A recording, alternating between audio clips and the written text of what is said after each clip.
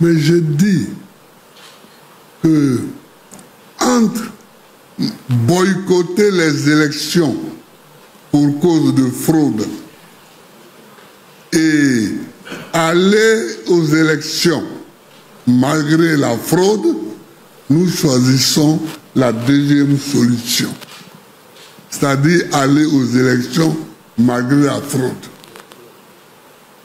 Malgré la fraude orchestrée par nos adversaires, mieux vaut être dans la danse.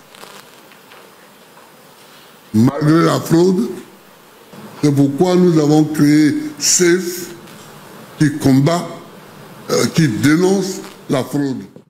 Comme vient de le dire son Excellence le Président Laurent Gbagbo, SAFE a été créé pour dénoncer et combattre la fraude. Lors de notre dernière vidéo, nous vous avions indiqué que nous poursuivrons le travail de traque de la fraude et que nous allions vous en rendre compte. Depuis notre dernière déclaration, beaucoup d'événements sont intervenus. La période des contentieux devant la CEI s'est terminée et la CEI a rendu publiques ses décisions. Les dossiers de candidature aux élections municipales, régionales et sénatoriales ont été déposés et surtout, la campagne électorale a commencé. C'est donc dans ce contexte et à quelques jours du scrutin du 2 septembre prochain que nous avons jugé utile de vous faire le point. Malheureusement, les irrégularités et fraudes sont toujours nombreuses. Tout d'abord, nous avons bien déposé auprès de la CEI des réclamations visant à dénoncer les 2 94 759 électeurs inscrits sur la liste électorale et qui prétendaient ignorer l'identité et le lieu de naissance de leurs parents, et cela en violation des dispositions de l'article 7 du Code électoral. Nous avons également formé des réclamations à l'encontre des 6036 cas de personnes ayant usurpé l'identité d'électeurs et qui figurent de façon illégale sur la liste électorale. Nos réclamations concernaient également les 4638 centenaires présents sur la liste électorale. Et quand on parle de centenaires, entendons-nous bien, il s'agit notamment de personnes nées au XIXe siècle et dont on peut raisonnablement croire qu'elles ne sont plus en vie. Sans compter les pères et mères qui auraient mis au monde des centaines, voire des milliers d'électeurs. Tout cela a été dénoncé. Comme seule réponse, la CEI s'est contentée de faire passer le nombre des électeurs qui prétendent ignorer l'identité de leurs parents de 2 94 759 à 2 67 195. La CEI s'est également limitée à baisser de 4 638 à 4 565 le nombre des électeurs centenaires. Autant dire que c'est dérisoire. Néanmoins, cela atteste malheureusement de la volonté de la CEI de ne pas, et cela de façon délibérée, présenter une liste électorale propre qui soit le véritable reflet de l'électorat ivoirien. En effet, nous avons pu constater qu'il demeure encore des personnes décédées sur la liste électorale définitive. Nos illustres disparus comme Maître Kwasi Kwaku André ou encore Feu Niagne Agnero Paul Wood sont encore présents sur la liste électorale alors qu'ils sont décédés et que la CEI en a été informée. Pire, nous avons pu constater à l'examen de la liste électorale définitive que le nombre de personnes ayant usurpé l'identité d'électeurs pour s'inscrire sur la liste électorale de façon frauduleuse a augmenté, passant de 6036 à 6237. Cela est inacceptable alors que les cas d'usurpation d'identité sont flagrants et que les éléments de preuve ont été communiqués à la CEI. En résumé, malgré les éléments de preuve que vous avez pu tous voir et qui ont été communiqués à la CEI, cette dernière se refuse à travailler en ne présentant pas une liste électorale digne de ce nom. À quoi servent donc les 57 milliards de budget dont la CEI dispose? À quoi bon faire des réclamations à la CEI si rien n'est fait? Nous rappelons qu'en vertu des dispositions de l'article 4 de la loi du 9 octobre 2001 portant composition, organisation, attribution et fonctionnement de la CEI, toutes les autorités administratives du pays ont l'obligation de lui transmettre tout document ou renseignement utile à l'accomplissement de sa mission. Pourquoi la CEI ne demande-t-elle pas aux communes de lui transmettre tous les actes de décès? Pourquoi, quand il s'agit d'une personne célèbre, dont le décès est de surcroît de notoriété publique, la CEI ne prend là encore pas attache avec les communes pour solliciter les actes nécessaires à l'accomplissement de sa mission? Vous et nous ne disposons pas des milliards de la CEI. Et elle nous demande non seulement de faire son travail à sa place, mais elle n'en tient même pas compte pour l'édition d'une liste électorale définitive. La liste électorale définitive est ainsi à l'image de la liste électorale provisoire, truffée de fraude et d'irrégularités qui représentent plus de 25%, soit plus du quart de l'électorat. Ainsi, et de par l'ampleur des irrégularités entachant la liste électorale définitive, la sincérité du scrutin est nécessairement entachée. Les dispositions du Code électoral, et notamment l'article 7 qui oblige de préciser l'identité et lieu de naissance des pères et mères des électeurs, est bafouée. Nos constatations ne s'arrêtent malheureusement pas là. Certains semblent considérer des parties du territoire national comme leur précaré ou leur propriété privée, ce qui dissuade l'expression démocratique par le dépôt de candidature de l'opposition. Tout le monde a en tête les tentatives d'intimidation physique et les violences verbales dont ont été victimes le vice-président exécutif du PPACI, Stéphane Kipré, et son équipe, alors qu'ils étaient en tournée dans le nord de la Côte d'Ivoire, et plus précisément dans le département de Cali.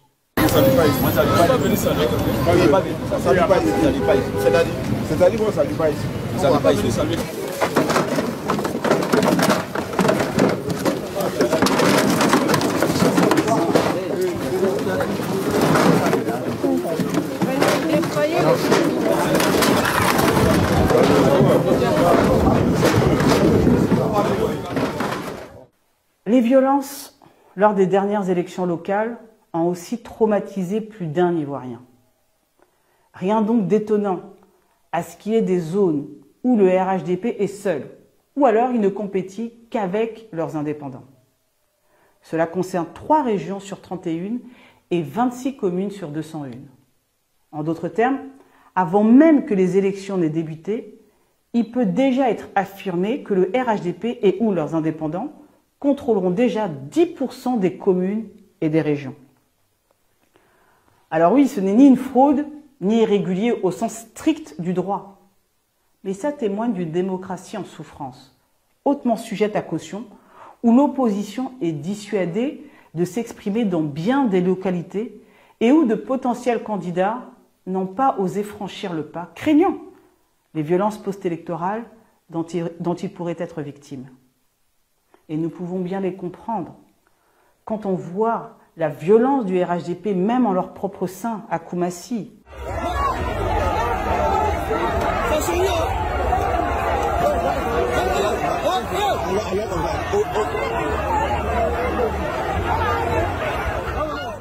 Il nous semblait important d'attirer votre attention là-dessus pour ne pas que l'on vous fasse croire, à l'occasion de la proclamation des résultats provisoires, que dans ces régions et que dans ces communes, les élections se seraient tenues en présence d'une opposition qui aurait été battue.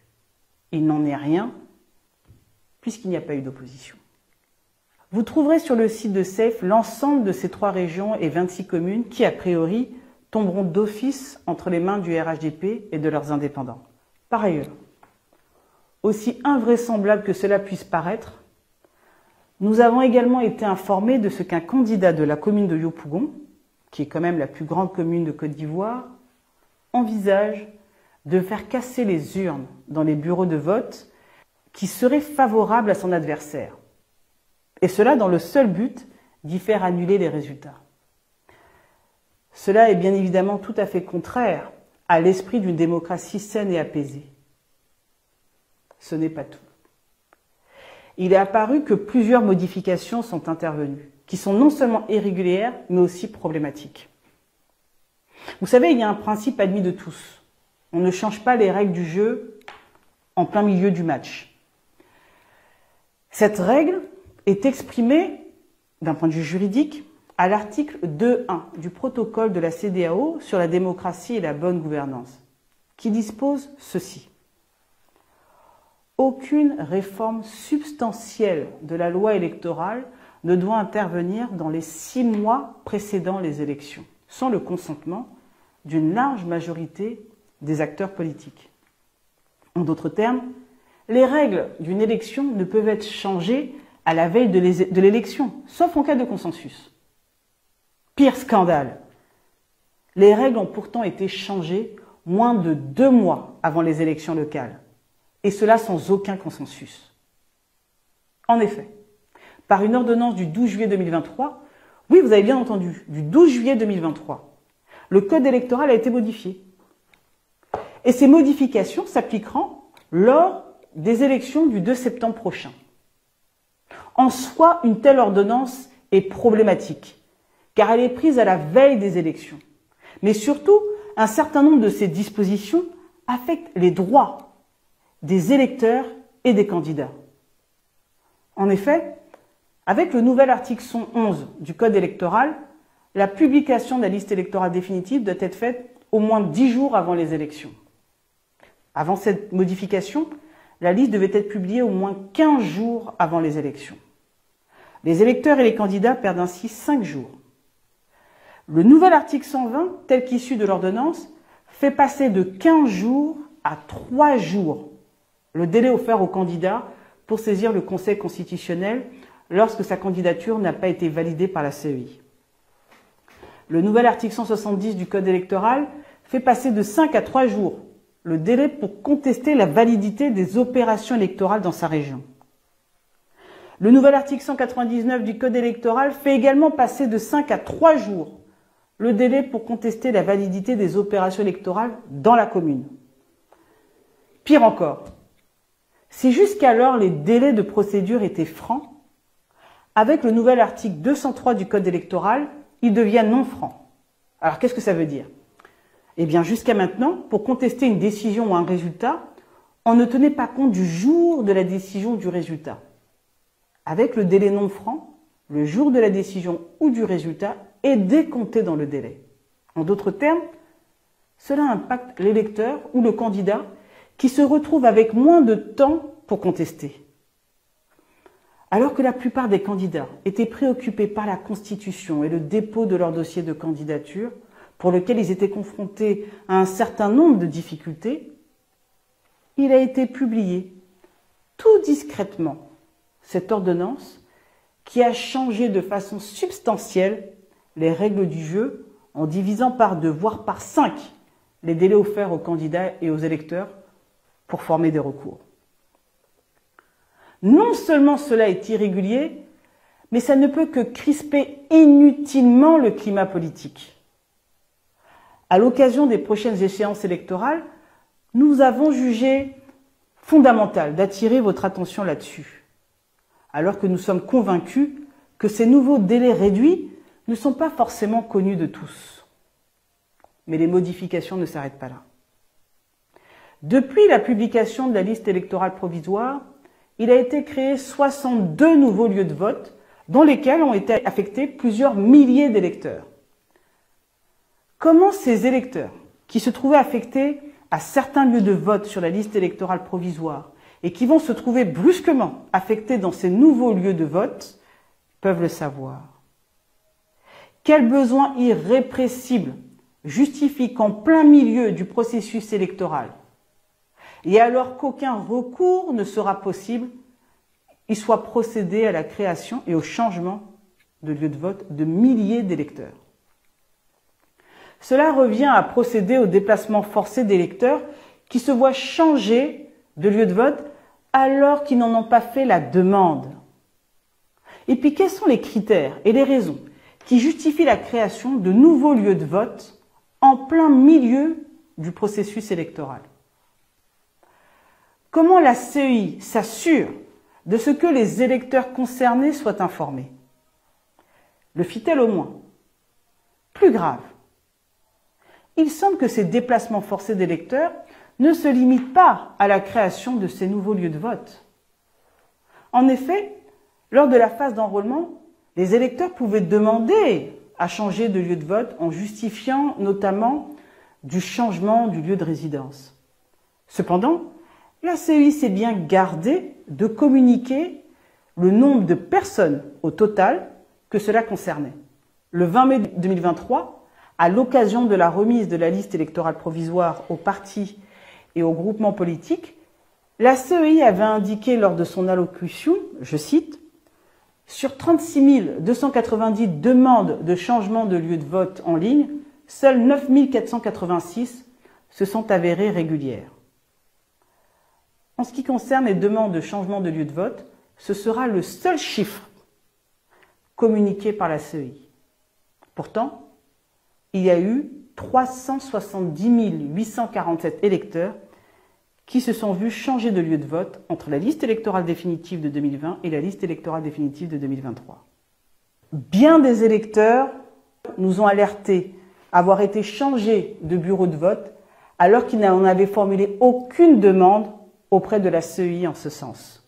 Ils ont formé des réclamations pour dénoncer cela. Réclamations qui ont été rejetées. Comment comprendre que des électeurs qui ont toujours voté dans des lieux de vote et qui n'ont jamais demandé à changer peuvent se retrouver changés de lieu de vote? Comment la CEI peut expliquer ces changements qui n'ont été précédés d'aucune demande de changement de lieu de vote par les électeurs? Entendons-nous bien. Bien sûr, il y a des électeurs qui ont demandé à changer de lieu de vote et qui ont, de ce fait, changé de lieu de vote. Nous ne parlons pas de cette catégorie d'électeurs.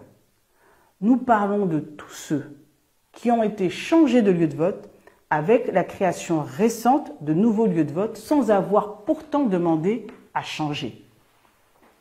Comment l'aurait-il pu d'ailleurs, puisque la période d'enrôlement est terminée depuis la fin de l'année dernière? Nous parlons encore de ces électeurs qui n'ont pas pu se rendre compte qu'ils ont été changés de lieu de vote à leur insu du fait de l'arrachage des listes électorales provisoires dans certaines localités, ne leur permettant pas de ce fait de trouver leur nom.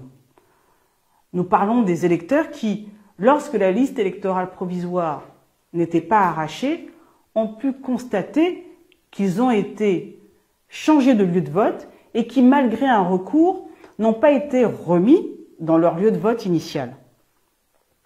Cela est tout simplement irrégulier et va nécessairement impacter les élections. Écoutez quelques-uns de ces électeurs et faites-vous votre propre opinion. Je suis électeur et j'ai toujours voté à Yopougon, où j'habite d'ailleurs, au Toit Rouge. J'ai toujours voté donc au collège Oufoumo Yapo. Mais il se trouve que cette année, je vais voir la liste et à ma grande surprise, on me dit, enfin je consulte la liste sur mon portable. Et à ma grande surprise, on me dit que je suis au plateau désormais, dans une école qu'on appelle du point Nana Thérèse, que je ne connais pas très bien. J'ai fait ce que je devrais faire parce que, en pareille circonstance, il faut faire la réclamation. Et donc, j'ai suivi les conseils de mes frères, de mes camarades, et j'ai fait la réclamation que voici. Pour dire de me ramener là où je votais, parce que je suis pas loin du collège Oufoumo Yapo du Toit Rouge. Mais malgré cette réclamation, il faut dire que je n'ai pas été écouté et on m'a maintenu, n'est-ce pas, au plateau. On m'a maintenu au plateau. Parce que sur la liste définitive, mon nom figure toujours sur la liste électorale du plateau.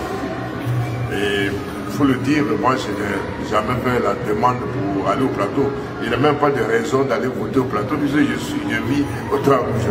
Cette année 2023-2024, je vais pour vérifier mon nom sur la liste électorale. Je me rends compte que je ne suis plus assis au J4, là où je votais auparavant. Je me retrouve à Port-Boué, Gonzagueville. Donc j'aimerais savoir pourquoi cela a été ainsi. Parce que je n'ai pas fait de demande et ils m'ont balancé à Gonzagueville. J'ai l'habitude de voter au SEMA, collège moderne P48. Le jour de l'affiche des listes, je suis allé vérifier si mon nom était dedans. Et je n'ai pas retrouvé mon nom. Sur le tableau, les gens qui ont affiché, ils ont laissé leur numéro pour les réclamations. J'ai appelé le numéro et ils m'ont indiqué qu'ils sont au Sojofia ici de venir là-bas. C'est ainsi que je me suis rendue là-bas avec ma carte électeur. Je leur ai donné ma carte électeur et ils m'ont demandé, et eux-mêmes ils ont fouillé dans leur cahier là-bas, mon nom n'est pas dans. Et je leur ai demandé, je fais comment? Ils ont dit, bon, ils vont me donner, ils vont remplir pour faire réclamation pour qu'on puisse remettre mon nom. Et ils m'ont demandé d'abord si je fais partie d'une ONG, parce que les ONG, là, leur président les prend pour aller dans des différentes villes où le candidat leur montre qu'ils s'en vont voter pour le candidat. Je leur ai dit que moi, je ne suis pas dans ma bouille, je ne peux pas faire ça. Je n'ai jamais fait et puis je ne vais jamais faire ça. Donc, comment ils vont faire pour mettre mon nom là? Ils n'ont qu'à s'arranger pour mettre mon nom. Donc, je lui ai donné ma carte électeur. Quand il a enregistré mon numéro là, il y avait un V derrière mon numéro de carte électeur.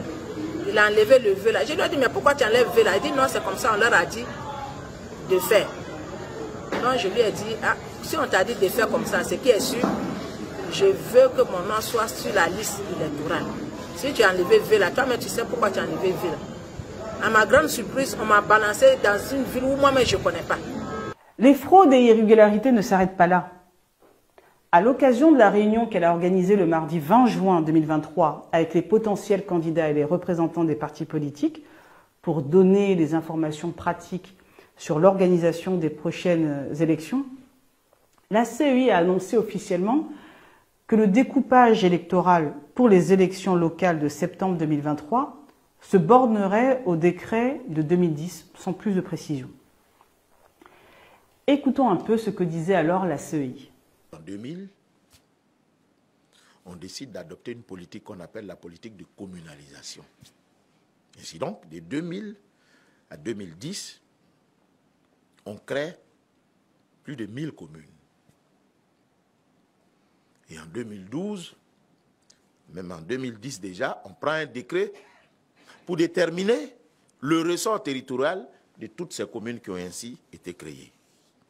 Sauf qu'en 2012, un décret est pris pour abroger toute la majeure partie de ces communes, pour ne pas dire toutes ces communes.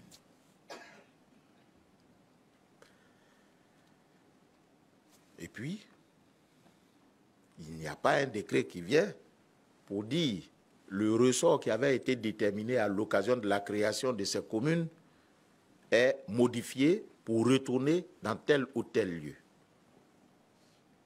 Il y a des villages qui étaient rattachés à des communes, mais qui n'ont pas voté dans ces communes. Il y a des villages qui n'étaient pas rattachés à des communes, qui ont voté dans ces communes.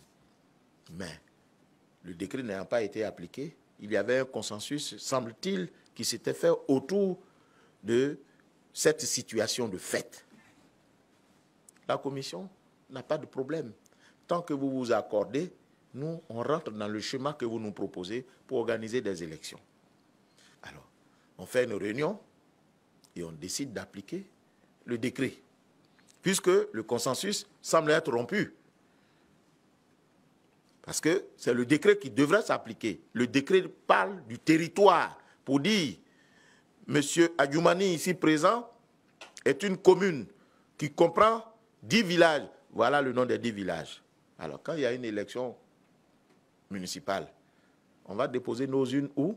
Dans les 10 villages. Aussi simple que ça.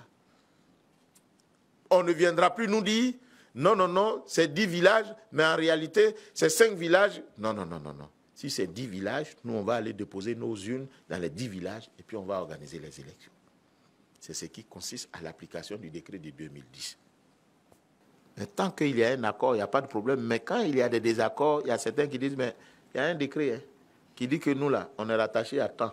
Donc, s'il y a vote dans temps, là, nous, on est intéressés aussi. Dans ce cas, qu'est-ce qu'on fait? On est obligé d'appliquer le décret. Dans l'extrait vidéo que vous venez d'écouter, la CEI parlait du décret numéro 2010-233 du 25 août 2010. Ce décret détermine le ressort territorial des régions, départements, sous-préfectures et communes de Côte d'Ivoire. Par ce décret, toute la Côte d'Ivoire était communalisée par le rattachement des villages aux communes avec lesquelles elles avaient le plus de liens géographiques, tout en tenant compte des spécificités locales.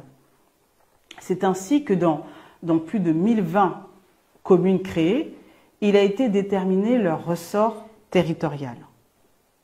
Contrairement à ce que dit la CEI, et vérification faite, ce décret n'a jamais été abrogé, de sorte qu'il devait effectivement s'appliquer afin de permettre à tous les Ivoiriens de voter aux élections municipales.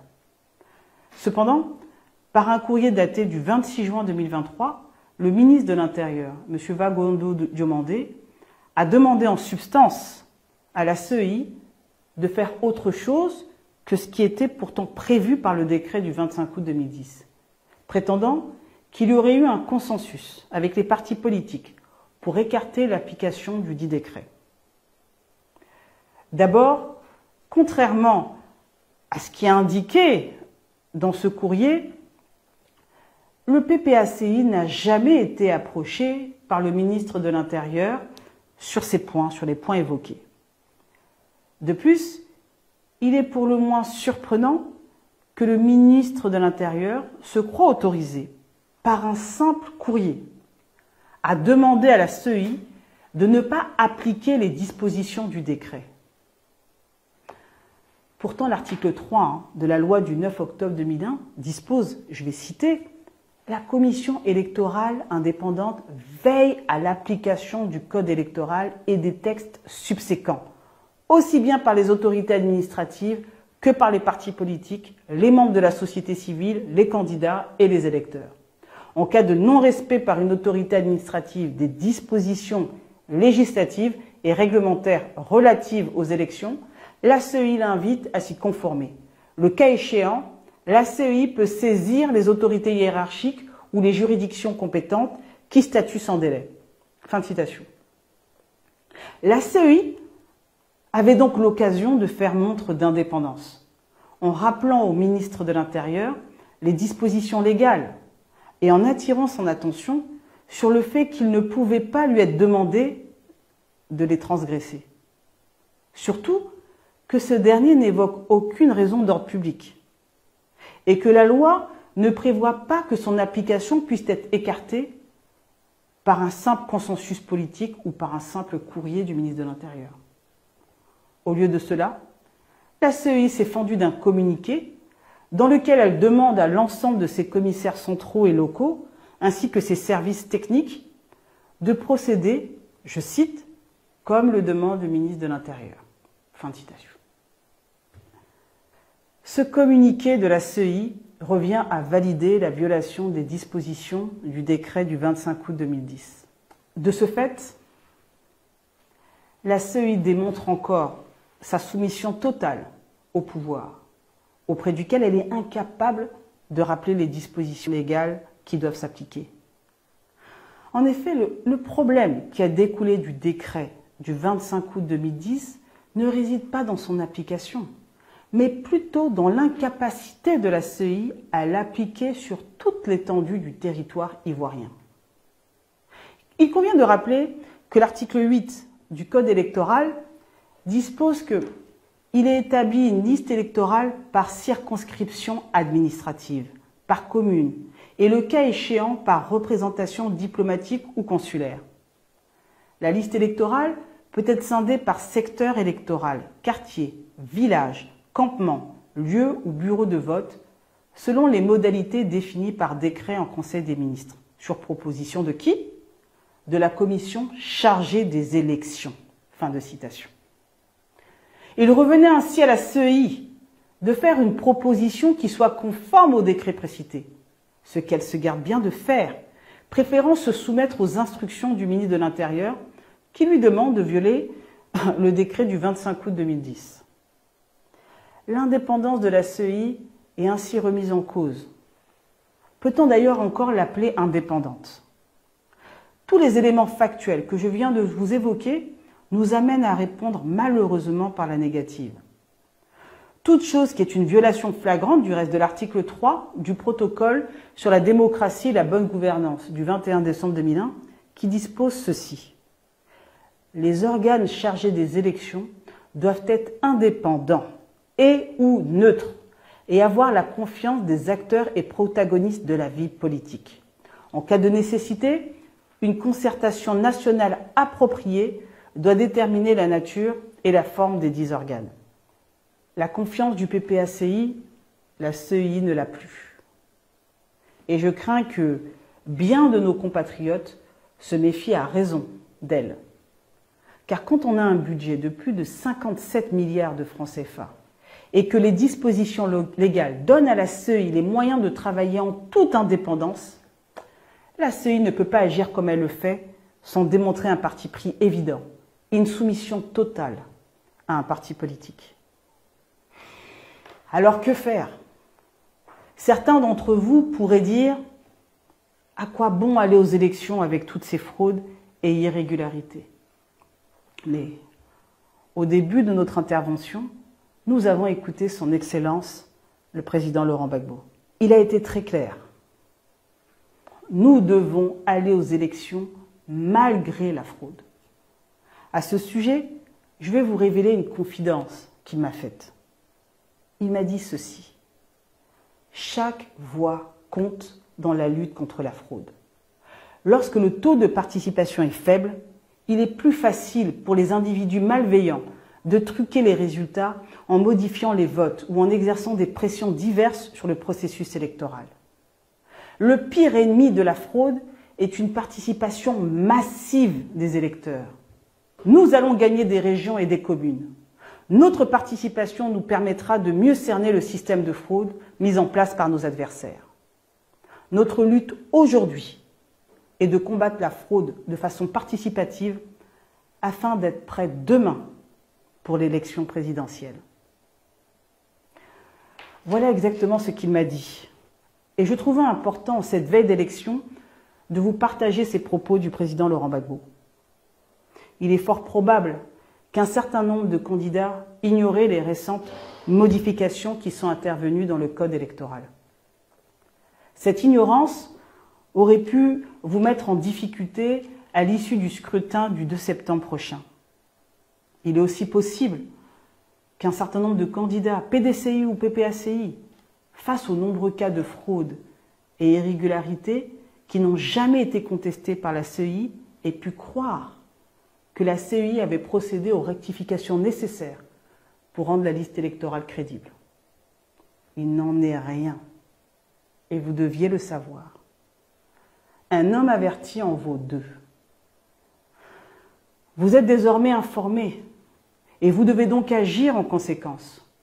Tous les candidats doivent s'assurer d'avoir des représentants dans chaque bureau de vote. L'absence d'un seul représentant dans un bureau de vote, et c'est la porte ouverte à la fraude, qui est déjà fortement présente.